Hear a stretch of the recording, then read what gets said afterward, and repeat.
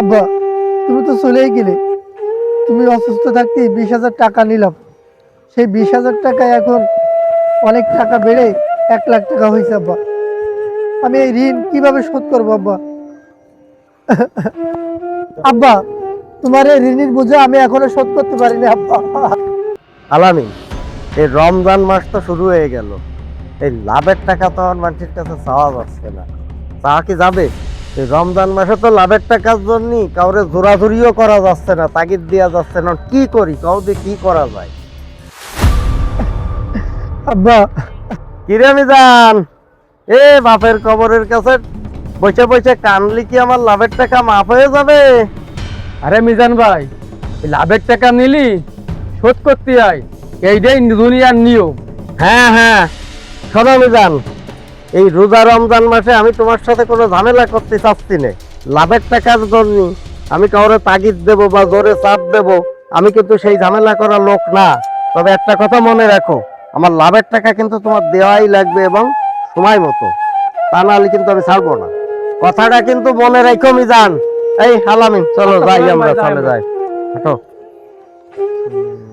হে আল্লাহ, তুমি তো আব্বারে নিয়ে গেলে, আমারে কোন পরীক্ষায় ফেলায় গেলে আল্লাহ।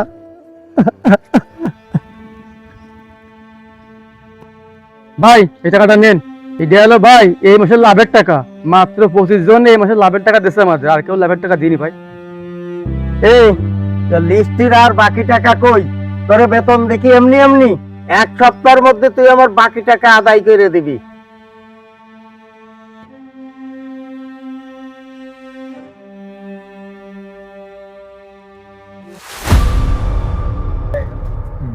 কি রে, কি ব্যাপার? তুই এভাবে আমার বাড়িতে টানতে টানতে নিয়ে আসলি কেন? এমনি রোজা খেয়ে আমার ভালো লাগতেছে না। কি আছে তোর, কি আছে কয়া? বাইরে ছেলেদের কাছ থেকে আব্বা বাসে থাকতে কিছু টাকা নিলাম। এখন সেই টাকার জন্য খুব ঝামেলা করতেছে। বিপদে পড়েই বলো তোর কাছে আমি আইছি। আরে তুই তো জেলের ভাইয়ের কাছ থেকে টাকা নিয়েছিস তো অনেকদিন আগে, তোর আব্বা বাসে থাকতি। সে টাকা এখনো শোধ করতে পারিস নি? দেলোয়ার ভাই আমার এই বিপদের সময় টাকা দিছিল। এখন সেই টাকার লাভ বাড়তি বাড়তি অনেক টাকা লাভ হয়েছে। ওই টাকার লাভ দিতে দিতে 1 বছর পার হয়ে গেল, তাও বললাম সেই টাকা শোধ হয় না কেন। ভাই আমি আর পারতেছি না, তো তাই তুই আমার ওই দেলোয়ার ভাইয়ের কাছ থেকে একটু বাঁচা ভাই। তুই বিপদে পড়ে আমার কাছে আইসিস না? আমার ঘরে তো তোর একটা ভরসা আছে নাকি? আচ্ছা তুই চিন্তা করিস নি, আমি দেলোয়ার ভাইয়ের সাথে কথা বলবানি। এই নিয়ে তুই চিন্তা করিস না, তুই যা।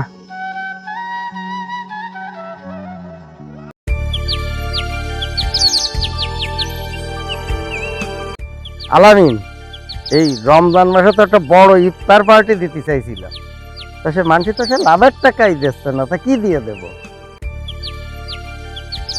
আসসালামু আলাইকুম ভাই, ভালো আছেন? ওয়ালাইকুম আসসালাম।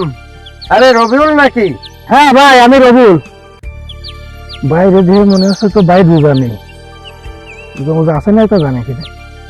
ভাই রোজা আছেন? আরে কি বলো, রমজান মাসে রোজা থাকবো না মানে? হ্যাঁ তাই তো। রমজান মাসে রোজা না থাকলে কি হয়? তা তো ঠিক কথা, রোজা না থাকলে হয় না। তা যাচ্ছেন কনে? ওই পশ্চিম পাড়ায় যাচ্ছি রে ভাই। ওই পশ্চিম পাড়ায় একজনকে কিছু টাকা দিয়ে উপকার করেছিলাম, এখন তো শেষে লাভের টাকাই আর দিচ্ছে না, তাই একটু যাচ্ছি আর কি। আচ্ছা ভাই, এই যে আপনি মানুষের উপকার করেন, এই ঘাটির টাকা দিয়ে উপকার করেন, তাই আপনার মনে রাখে না।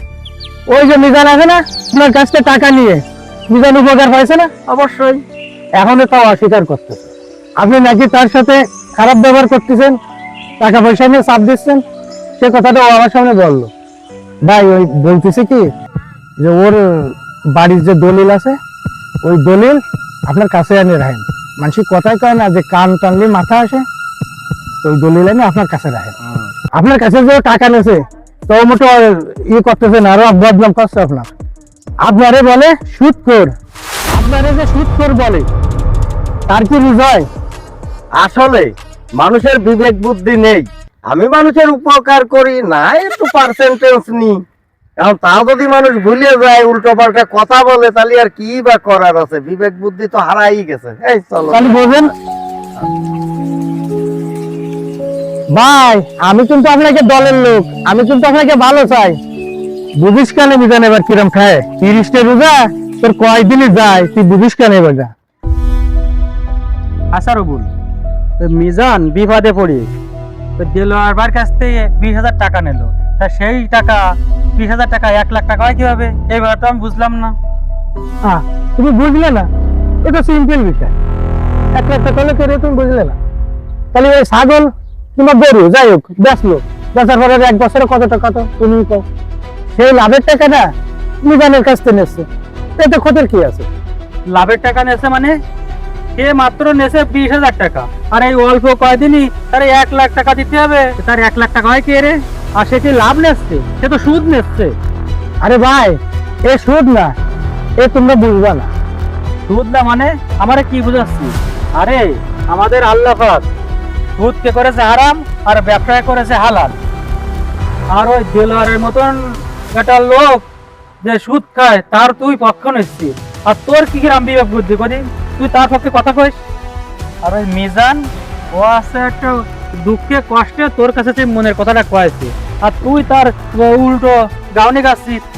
আর তুমি যে ওই দেলোয়ারের কাছে যাইয়ে মিজানের বিপক্ষে ওই কথাগুলো বললে, তার ওই জমি জমা নিয়ে নেওয়ার বুদ্ধি দিলে, এদিকে তোমার ঠিক হচ্ছে?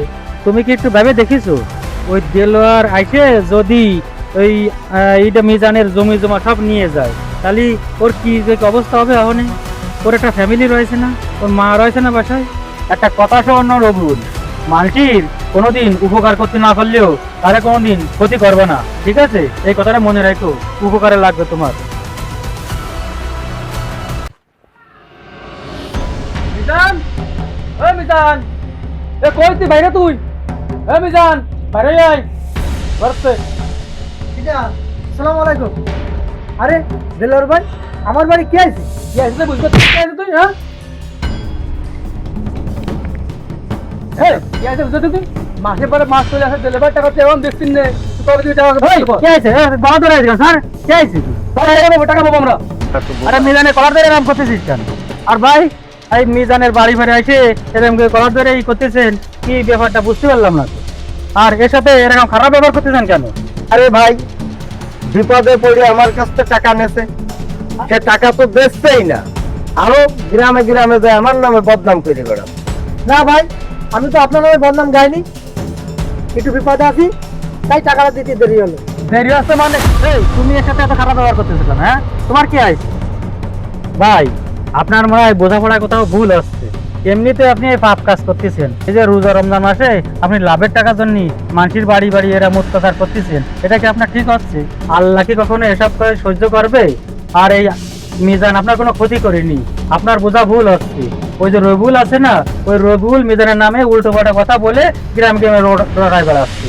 এই মিজান আপনার নামে কোনো বদনাম রটায়নি, বদনামটা রটানের ওই এই রবিউলই করেছে। ভাই একটা কথা শোনেন, আল্লাহ তাআলা সুদকে হারাম করেছেন আর ব্যবসাকে হালাল করেছেন। আর ওই মিজান বিবাদে পড়ে আপনার কাছে কত টাকা নিয়ে আসছে, আর এর প্রতিদান আল্লাহ তো আপনাদের দিয়ে যাচ্ছে। আপনি কত সুন্দর আছেন, সুস্থ আছেন, আল্লাহ তো একজন সবকিছু দেখেন। বলছি কি ভাই, আপনি এই যে টাকার জন্য এইসব অসহায় মানুষের কলার ধরেন, এই যে অত্যাচার করেন, বলেন আল্লাহ আপনার কি প্রতিদান দেবে এতে? বলে কি ভাই, আপনি মানুষের প্রতি এরকম আর অত্যাচার করেন না, আল্লাহ আপনার করে খুশি থাকবেন। আশাফুল, সত্যি কথা বলিস, তুমি তো আমার চোখ খুলে দিছ। আমি তো এতদিন আসলে এইভাবে বুঝিনি বা ভাবিনি। তো সত্যিই তো আল্লাহ তাআলা তো সুদকে হারাম করেছে, ব্যবসাকে হালাল করেছে।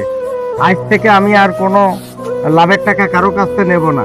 মিজান, এই যে তুমি আমার কাছ থেকে যে টাকাটা নিছো, এ টাকা আমি তোমার মাফ করে দিলাম, আমার কোনো দাবি নেই। আর ভাই, তোমার সাথে যে খারাপ ব্যবহার করেছি না বুঝে না যাইনি, তুমি আমার আল্লাহর রাস্তায় ক্ষমা করে দিও, ঠিক আছে? আলামিন, এই আর যত লোকের কাছে লাভের টাকা পাওয়া যাবে, আর কারো কাছ থেকে কোনো লাভের টাকা নিবি না, এই ব্যবসা আর করবো না, আজকে থেকে বাদ দিয়ে দিলাম, একেবারে বাদে। ভাই, আপনি আমার বড় উপকার করলেন, আল্লাহ আপনার মঙ্গল করবে ভাই। আচ্ছা ঠিক আছে, তাহলে মিজান ভাই থাকো থাকো। আল্লাহ তাআলা সুদকে হারাম করেছে, ব্যবসাকে হালাল করেছে। তাই আসুন কাউকে সুদ খেতে না দিই এবং নিজে না খাই, আর একজনকে সুদের থেকে বাঁচাই।